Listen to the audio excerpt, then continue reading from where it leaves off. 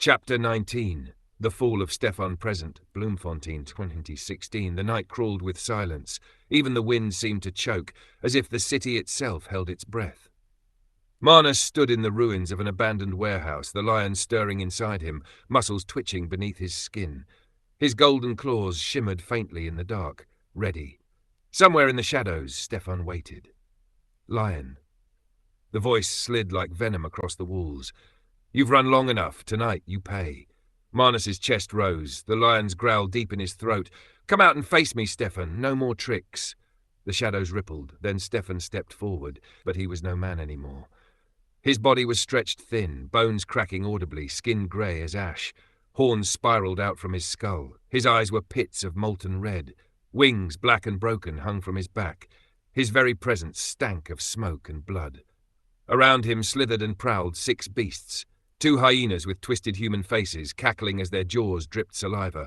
A goat, massive, horns like blades curving wickedly forward. 2 wolves, shoulders broad as bulls, shadows leaking from their fur. A leopard, its skin stitched with scars, eyes glowing green. They circled Marnus, teeth bared, waiting for Stefan's signal. The first clash, Marnus roared.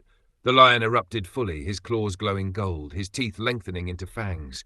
He lunged forward. The hyenas attacked first, one leaping for his throat, the other clawing at his legs. Marnus slashed, claws tearing through one's skull in a spray of sparks.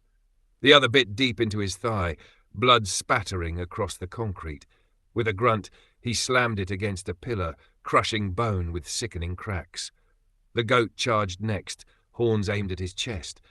Marnus twisted, claws screeching against horn. The impact sent him flying back into a wall, ribs splintering.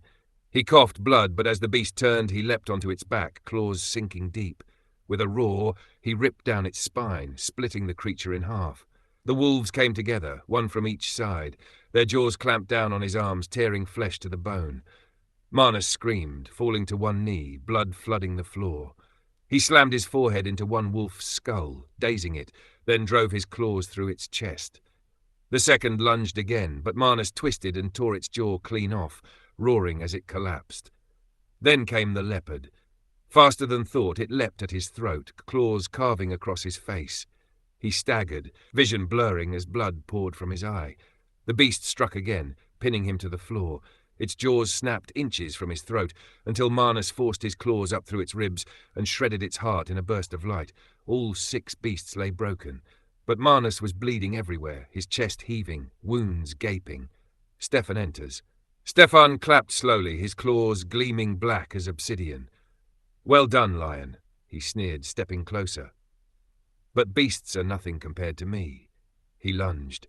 Claws collided, gold against black. The sound split the night, sparks spraying across the warehouse.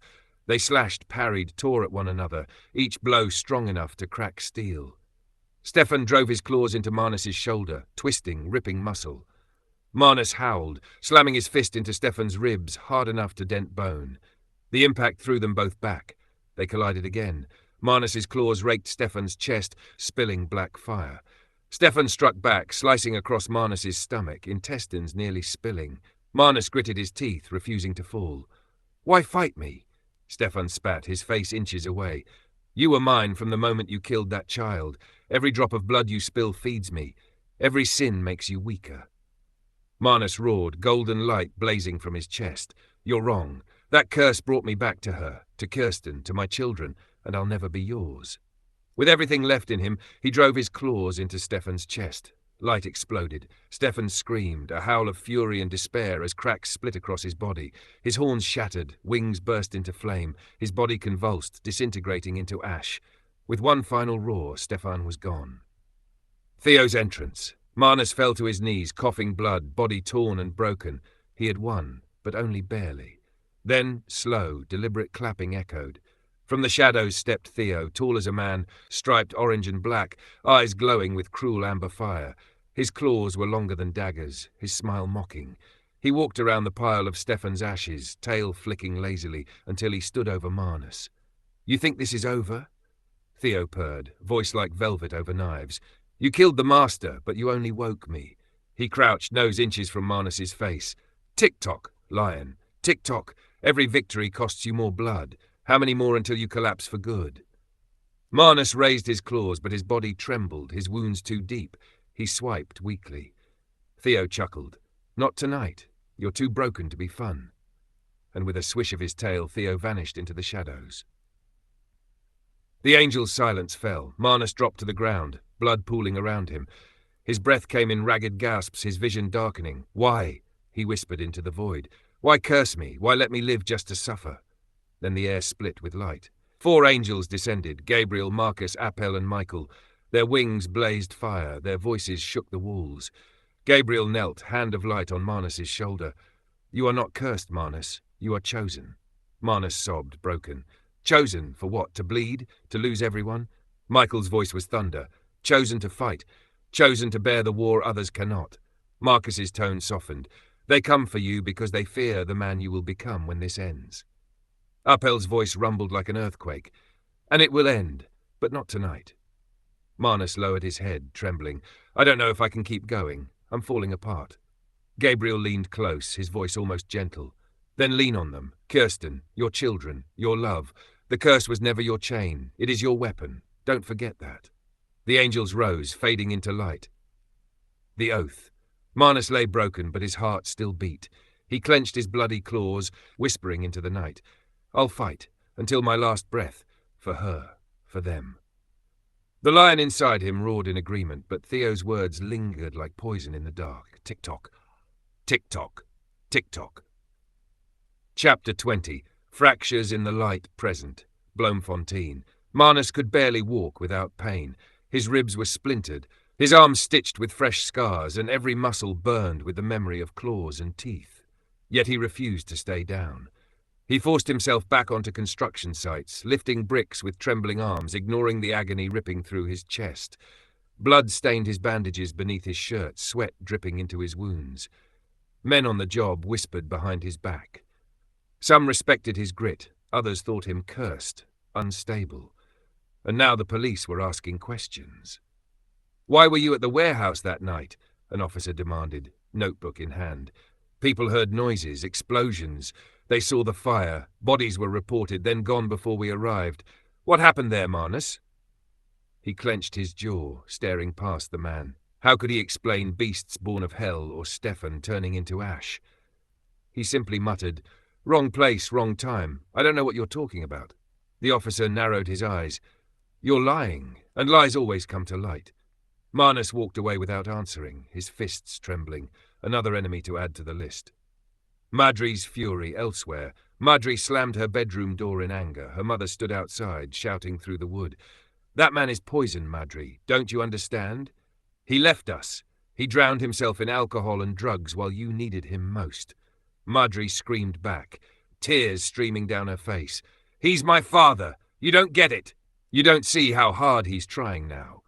Her mother's voice broke. He's going to hurt you again, Madri, and I can't watch you break like that. But Madri collapsed onto her bed, clutching her pillow, whispering, You don't know him like I do. You don't see the lion fighting inside him. Tabitha's ears. At the same time, little Tabitha sat on the floor of her mother's house, colouring quietly. She overheard her mother gossiping with a friend. That man, Marnus, he's worthless. Always chasing some fantasy, always bleeding and broken. I'll never let Tabitha grow up thinking he's a hero. Tabitha's hands stopped drawing. Her crayon snapped. She stared down, her small chest tight, and whispered to herself, But he is my hero. Tears blurred her picture as she folded it up carefully, a secret gift meant for her papa. In another corner of their tangled world, Lee sat with Destin under a tree, trying to comfort his older brother. Don't cry, Destin. Papa's strong. He always comes back. But Destin shook his head. I don't know. Everyone says different things. I don't know who to believe. Lee, too young to filter his thoughts, slipped. Maybe Letitia knows, and Mia too. Destin froze. Who are they? Lee bit his lip, realizing he said too much. No one. I think maybe I dreamed it. But the name lodged in Destin's chest like a thorn. Something didn't feel right. Michaela's silence at Kirsten's home. Michaela leaned against the wall, listening quietly as her mother sat with friends. Kirsten's voice softened when she spoke of Marnus, her words full of longing. I can't explain it, she admitted, tears in her eyes. He's broken, yes, But he's mine. My soul always knew him, even when he disappeared. I loved him then, and I love him still." Michaela's fists clenched. Her whole life she'd felt the absence of a father, never knowing why her mother carried such quiet grief. Now, listening, she realized that absence had always been Marnus. Her heart ached with a strange mixture of anger and belonging. Ray Lee's dance later that night. Marnus sat alone on his bed, his phone pressed to his ear. "Papa," Ray Lee's tiny voice whispered, "please, dance with me." He chuckled weakly, tears stinging his eyes. "But how, Ray Lee? I'm here, and you're there." "Pretend," she said firmly. "Pretend the music is playing." And so, bleeding and exhausted, Marnus stood, phone in hand, and slowly swayed side to side. In his mind, Ray Lee was in his arms, her head on his chest. For a moment, the world was whole again. Michael's rage. In Heaven's halls, Michael burned with fury. He watched humanity mock Marnus, judge him, break him. "These mortals disgust me," he thundered. "They scorn the lion even as he bleeds for them. If I were unleashed, I would sweep them aside like dust." Gabriel's calm hand touched his arm. "Patience, brother. Anger clouds your wings. Remember, Marnus must endure or the curse will devour him." But Michael's eyes still blazed with holy fire. The Guardian's tasks. Gabriel appeared to Kirsten in a dream. His presence filled her room with light, his wings stretching wide. "Kirsten," he said softly, "you must be strong. You are the anchor of the lion. Without you, he falls." She wept, clutching her chest. "Then why does it hurt so much?" "Because love always hurts when it is real." Then Gabriel turned to Marcus, handing him a task. "Guard her, brother. Keep her heart safe." Marcus saluted with a grin. His ADHD energy bubbled, unable to contain itself. Aye, aye, don't worry. I'll kick a bucket if anyone tries anything." Kirsten blinked in confusion. "Did you just say, kick a bucket?" Marcus blushed. "Yeah, that's what happens when I get mad. Buckets beware." Then, seeing Kirsten's painted toenails, his eyes widened. "Those are really shiny. Can I take them? Just to practice in heaven? I'll bring them back tomorrow." Kirsten gasped. "Take my toes?" He nodded earnestly. "Only for training." Before she could answer, Gabriel's voice thundered. "No, Marcus." Marcus sighed. "Fine. No toenails." Meanwhile, Appel was given his task to protect Destin. The great angel loomed silently in the shadows, wings stretched over the boy as he slept, guarding him from nightmares. And Michael, ever burning, swore to shield Marnus himself. Franz's fear, Franz, the eldest spirit child, stood apart, staring into the horizon. His face was troubled. He knew more than the others. He had glimpsed the future, and it was not gentle. Whispering to himself, he said, "More heartbreak is coming, more blood, and the lion may not survive it." Theo's watch. Far away, Theo crouched on a rooftop, golden eyes fixed on Kirsten through her window. He tilted his head, puzzled, watching the way she touched her chest when she whispered Marnus's name. "Strange," he murmured. "Why does the lion inspire such love? Why do mortals cling to him?" His claws flexed slowly, a smile curving his mouth. "Perhaps that is why he must suffer. Perhaps that is why I must end him." And in the dark of the night, Marnus lay awake, the lion within him restless. His body broken, his heart aching, but his will unshaken. The war was far from over. End of chapter 20.